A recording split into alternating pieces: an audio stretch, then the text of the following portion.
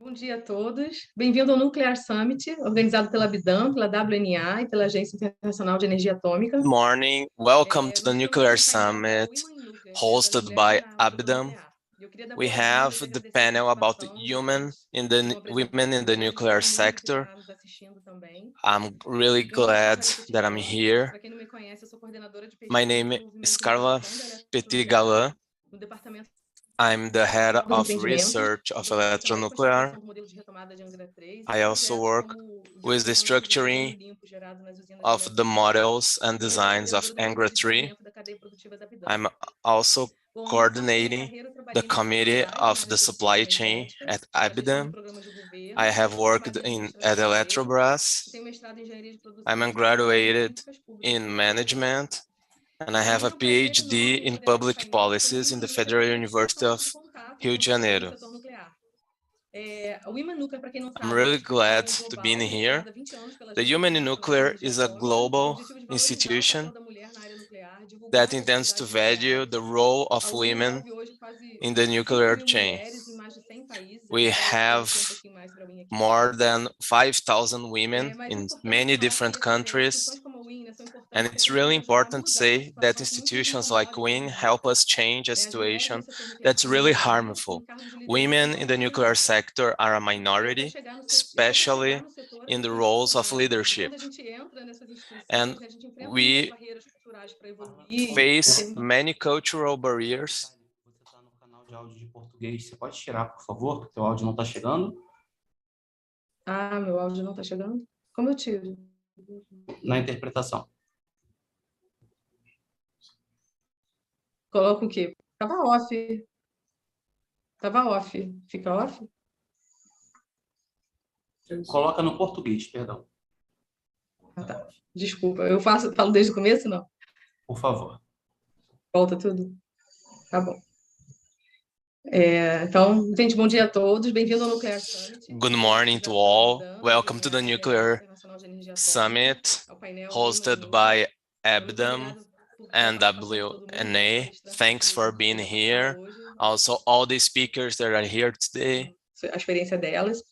Meu they nome é will Carla share Petit their Galan, sou coordenadora de experience. pesquisa e My name is desenvolvimento em Carla produção da Lepouze Galan. eletronuclear, do I'm the Departamento de coordinator of Desenvolvimento, research and trabalho na innovation construção do modelo de retomada de Angra in 3 the e projetos Nuclear como o Research gerenciamento Center, de hidrogênio limpo and gerado I'm nas head usinas of de eletronuclear. structuring of Além de design and coordenadora na models at BIDAM, Angra cuidei do 3. desenvolvimento da I'm cadeia also produtiva no coordinator Brasil. at ABDAM E a maior in the parte da minha carreira eu trabalhei developing com the programas de supply governo chain na in Brazil. Eletrobras, na área de eficiência I energética. used to Sou work formada em with administração de empresas, tenho government mestrado em engenharia de produção policies e sou in doutoranda em políticas Eletrobras. públicas. I hold a degree in management and I have a PhD in public policies. To me, it's very important being here representing women in nuclear. It's a very important institution since I began in the nuclear sector. It's focused on the inclusion of women in the nuclear sector. It has been created for more than 20 years by the Nuclear Energy Agency. Win and I try to help changing a situation that is a challenge for women. We are misrepresented in the nuclear sector, especially in Brazil, and even in other countries where they have a more developed nuclear sector. And we have this difficulty of having women enter the nuclear center, and when we enter, people don't respect us. So we have many challenges which are not technical challenges. And it's even more evident after the pandemics, when we had to play all those many different roles that society expects from us. But WIN has been developing many strategies that have been implemented by many organizations around the world. And we will get to know some of those strategies, some corporate strategies. Besides that, we will share the experience of those amazing women with incredible experiences that can help all of us. So first of all, I'd like to tell all the attendees that you have a QR code that will lead you to a word cloud during all the summit. So please join the word cloud. First of all, I'd like to call Yvonne Bennett-Brown. She's the first director of diversity and inclusion in Westinghouse, where she implemented a global strategy of diversity, equity, and inclusion. Her career is very successful, developing new diverse talents in many world organizations. She holds a post-degree in human sciences in the South Carolina University in the United States. So Yvonne, I pass the floor to you. Thank you very much for the welcome. I'm very glad to be here with you today. And I'm proud to participate because this is very much aligned to Westinghouse Electric Company's global strategy for diversity, equity, and inclusion. And I wanted to share a little bit about that strategy and where our particular initiative around advancing women leaders in the organization fits in the overall strategy. And so a little bit about Westinghouse. I'm sure many of you being a part of this industry are familiar with the organization, but we are the world's leading supplier of safe and innovative nuclear technology. And while our daily work entails providing nuclear energy technologies, we really are concentrated on making sure that we create a sustainable and carbon-free future for generations to come. So we are committed to making sure that our customers are able to fulfill their goals in achieving a carbon-free future. And as mentioned in my introduction, I am the first person to hold a lead role for diversity, equity, and inclusion in the organization. And the vision that I have for Westinghouse is to make sure that diverse voices are included in shaping tomorrow's energy. And in order to achieve that, we have three specific strategic outcomes that we focus on. The first is to create a globally diverse workforce. The second is to create a workplace powered by inclusive leaders and teams and culture. So what does it feel like? Do you feel like you belong at Westinghouse? Do you feel like you're valued for the work that you do? And then the third strategy is to create a connection to our marketplace. So how are we connecting to the communities in which we live, work, and serve, our customers, and our suppliers? Do we have a diverse supply base? And our initiative around advancing women leaders in the organization sits squarely in our creating a globally diverse workforce strategy. And so I wanted to provide that context because for Westinghouse, we not only have established a strategy to advance women leaders, but we are starting to see the results of that as evidenced by our executive leadership team. So if you look at who reports into our Chief Executive Officer, Patrick Fragman, the president of our America's Operating Service is a woman by the name of Pam Callan. She has been a leader in this industry, and she has been a leader for the Women in Nuclear organization globally. But also our executive vice president of innovation is a woman. Our executive vice president for quality and environmental health and safety is a woman. And so we are starting to see those changes reflected at the top. And then we have goals around bringing in more women leaders into the organization and also bringing in a pipeline of women earlier in their career and at the mid-level. And so in order to be successful with this strategy, we want to make sure that we understand our baseline and knowing how many women that we have and what are our opportunities to increase more. We're aligning our systems from our talent systems and our total reward system to make sure that women are able to achieve their career goals and are rewarded for such. We're really focused on development so that we are able to have women realize accelerated outcomes for their career and professional experiences. We're also very heavily focused on our culture and building a culture of inclusion. Because as Carla mentioned, there aren't a lot of women in this industry, and we have room for improvement at Westinghouse. So once we bring women in, we want to make sure that they feel like they're a part of the organization and that their managers are doing their part to create the culture that everyone can thrive in. So we're engaging our leaders for executive action, and then we're measuring and communicating our progress.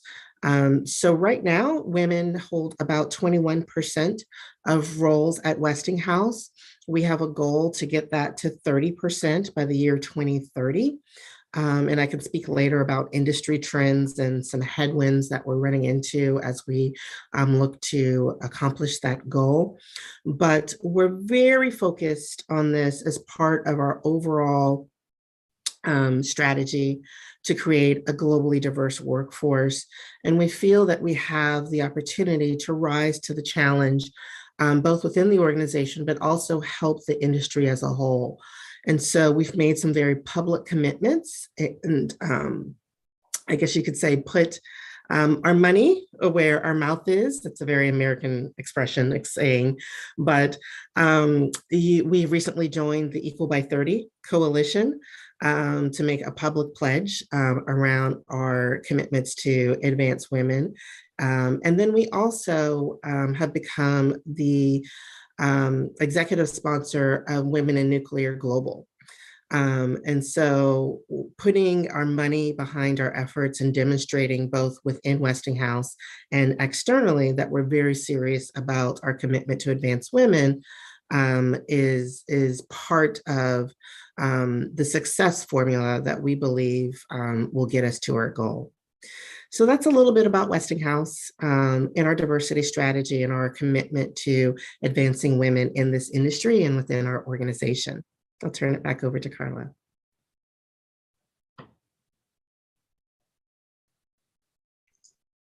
Obrigada, Ivone. Thank you, Yvonne. Muito bom ouvir que uma instituição. I'm really glad to hear that an organization, a corporation, has so many initiatives to foster women in the sector. I'd like to say that we also have a quiz that we are making.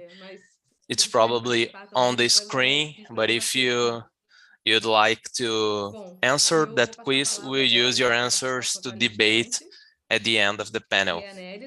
So I'd like to pass the floor to Nélida. Nélida Lucia Del Mastro. She's really well known in the Brazilian nuclear sector. She's a president of the Committee of the Application of the Latin America Lab of Radiation Source. She's a research in the Institute of Nuclear Energy Research in Brazil. She is a professor. She holds a degree in chemistry. She holds some post-degree level in chemistry and biology, and she acts fostering women in the nuclear sector as well. So Nélida, I pass the floor to you.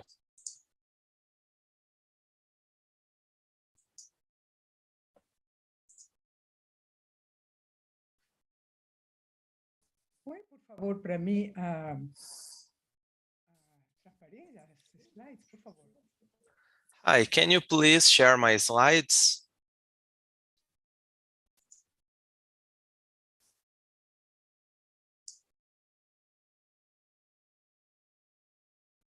Muito obrigada. Muito bom dia. Thanks. Welcome to all. Good morning. I'm really glad to be here in such an important panel about the role of women. I will speak about 15 minutes to tell you my opinion about how to attract and insert women into the nuclear sector.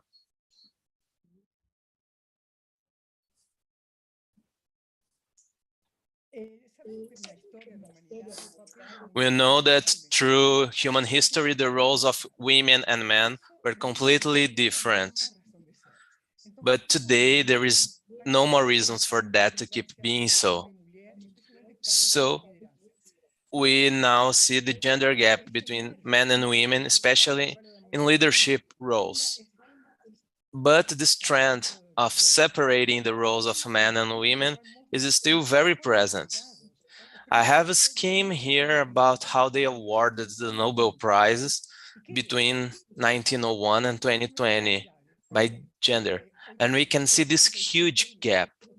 We had 876 awards granted to men and only 58 granted to women.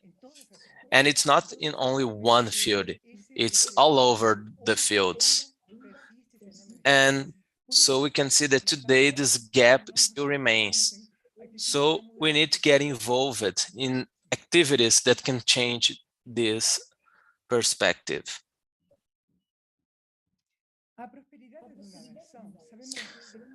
A nation's prosperity depends to a significant degree on a highly educated workforce in science, technology, engineering, and math.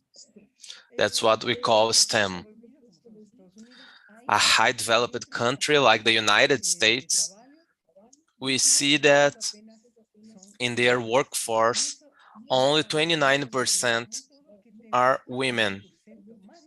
And it stands out even more in a country where the workforce is 51.5% of women. So we have this gap in the science careers.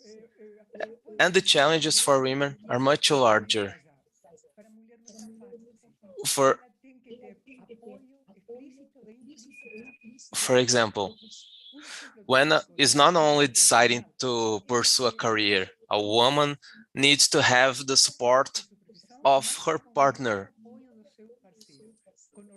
So,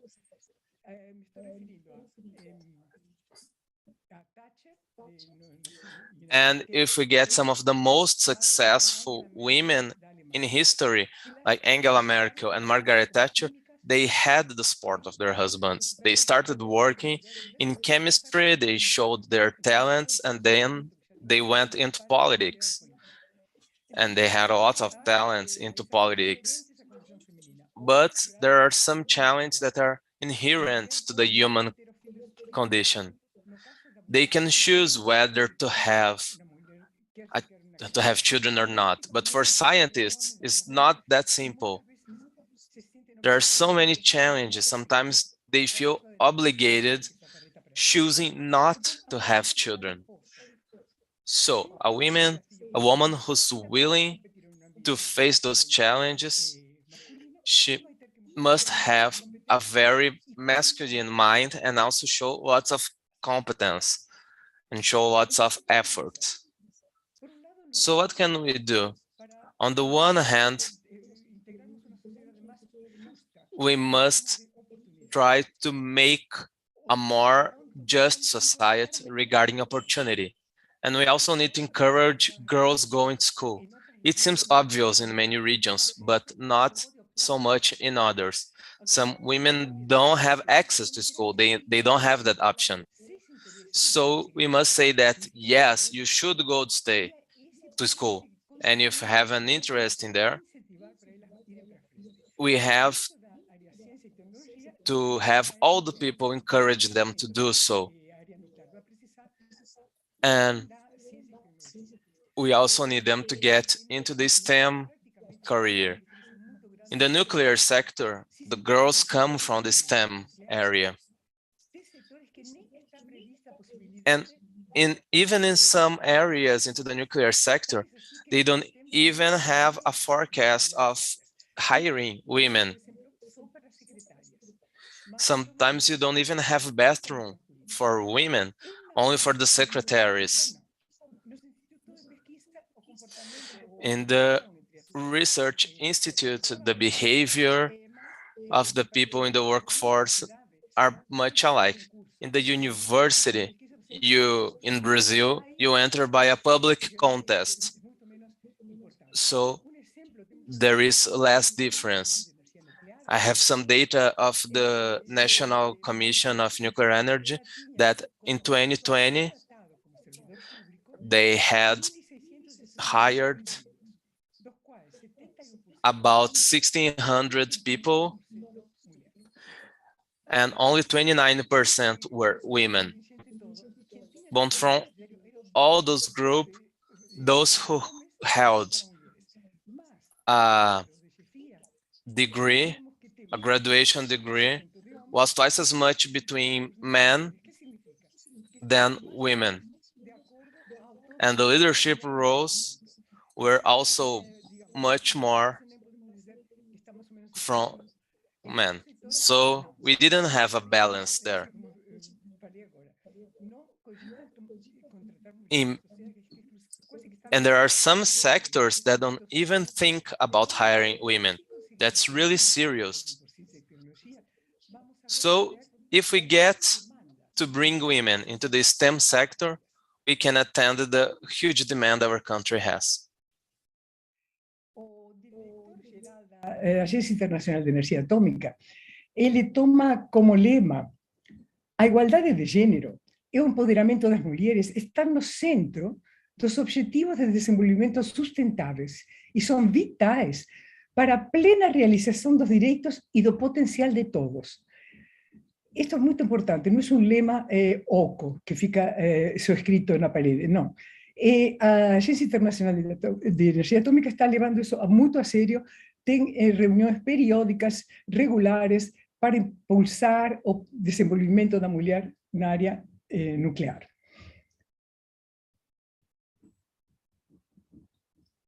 Aqui temos um exemplo de um evento que foi feito em 2019 sobre procurar novas lideranças no campo nuclear na região de América Latina e do Caribe. Este evento foi realizado dentro do IPEM.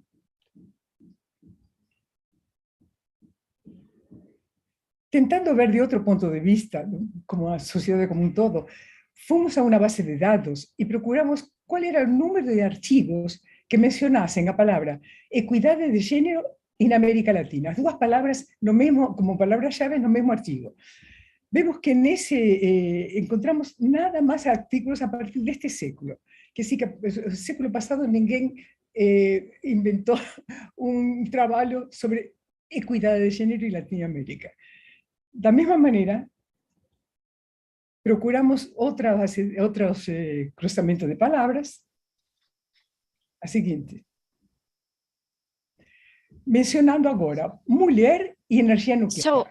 About women and nuclear energy. Aqui vemos que sim, já no século passado existiam trabalhos sobre mencionando mulher e in the energia last nuclear. century, Desde there a were década de 1970, works mentioning women and nuclear, muito pouco na starting década de 80, in the pouquinho melhor na 1970s, década de only a 90, few in the mas 80s, já a bit neste better in the século vemos que há 90s, but crescimento, now in this uma century, importância, é decir, we see quem escreve trabalho an científico increase pode in ser the da área number of científica, pode ser da área scientific humanas, enfim, works mas há with maior these interesse. words. Isso é muito bom So we para can see nós. that there A is more sociedade como um todo interest. tem que se interessar por This este is tema. very good for us. The society as a whole has to be interested Ponto in the role of importante, women.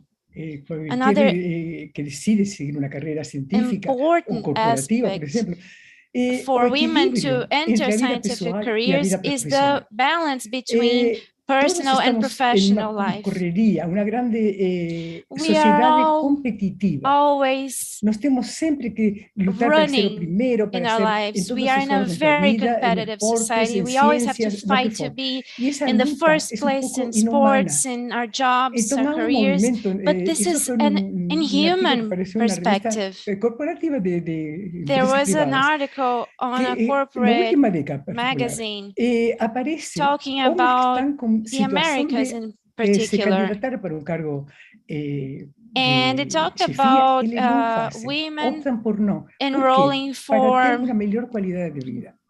specific positions of leadership. Que todo ser humano precisa ter bom equilíbrio entre sua vida pessoal e sua vida profissional. Acknowledgement that all humans need to have balance between personal and professional life is particularly important Agora, for como women. podemos fazer para empoderar as meninas? What can we do to empower girls, especially to pursue STEM careers? Nada más do que permitir Sometimes que elas all you need is sigan to su propio allow them to follow interesse. their own interests. Seguinte.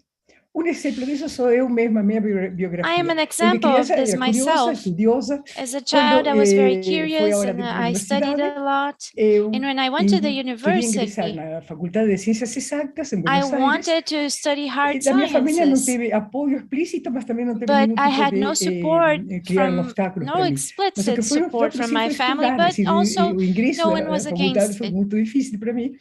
It was very hard for me to enter the university, but I was very lucky to gain a scholarship for scientific initiation, and I had many professional experiences. And then when I was going to get my master's degree, I got a scholarship in Brazil, and after that I passed